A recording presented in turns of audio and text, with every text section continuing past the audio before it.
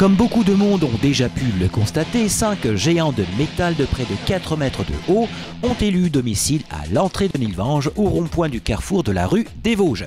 Rue des Vosges, ça tombe bien car c'est un artiste natif des Vosges qui a façonné ces hommes de fer intitulés de cette œuvre de métal de Jeannot.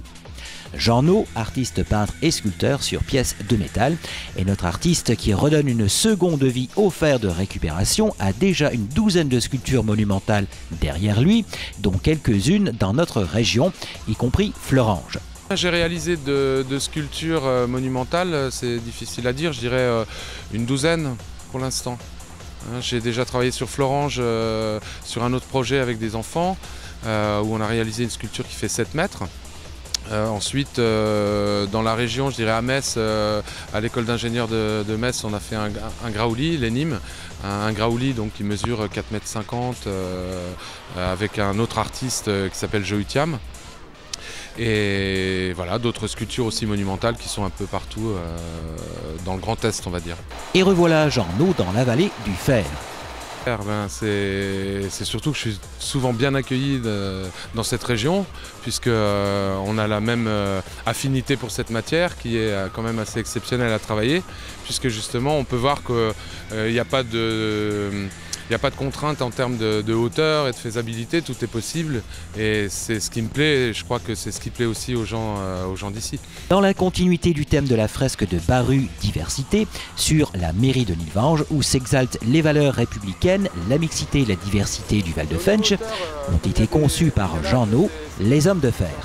Au départ, c'est une demande de l'hôtel de ville, de la mairie, sur le thème du vivre ensemble, de la mixité. Et donc j'ai proposé déjà un croquis, ensuite une maquette sur un groupe de personnes qui vivent ensemble, qui sont assez soudées finalement, puisque si on prend le thème de la soudure, c'est soudé pour faire le lien. Et donc vivre ensemble, la mixité, c'était tout à fait bienvenu par rapport au sujet. Du croquis, l'artiste a tout d'abord conçu une maquette avant de passer à la taille réelle. Comment on passe de la maquette au personnage taille réelle, c'est déjà un plaisir de travailler des pièces monumentales, puisque là on peut avoir du recul et on peut s'exprimer réellement en tant que sculpteur.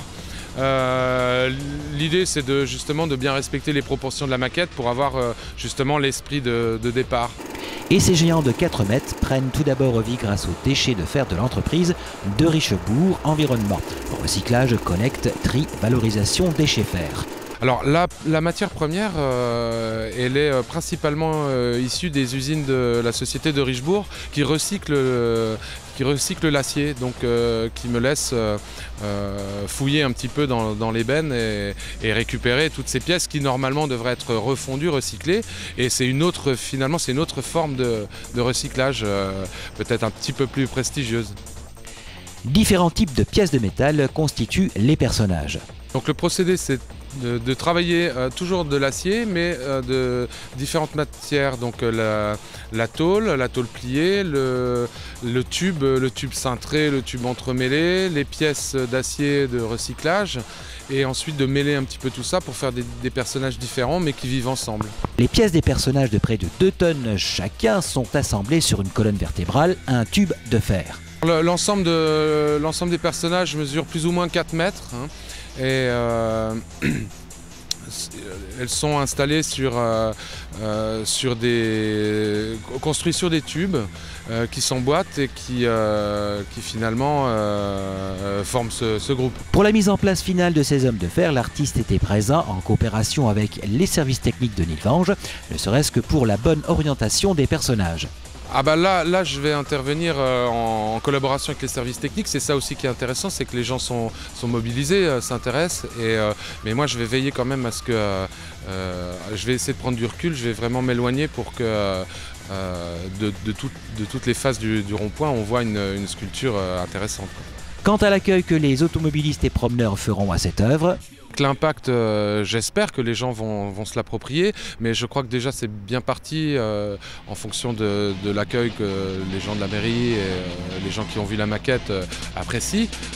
Après, on est toujours sur le thème de l'acier, donc ici j'ai pas tellement de doutes sur l'accueil de la population. Il ne reste plus que la Vallée du Fer adopte ses 5 hommes de fer, symbolisant notre diversité aux forces soudées. Suite du programme pour Jean No, il prépare une sculpture de près de 20 tonnes. Mais pour l'heure, il est trop tôt pour qu'il puisse nous en parler. Il est à noter par ailleurs que la Web TV Maï Lorraine prépare un portrait de l'artiste qu'ils ont suivi sur toute une année. Pour le reste, rendez-vous pour l'inauguration de l'œuvre.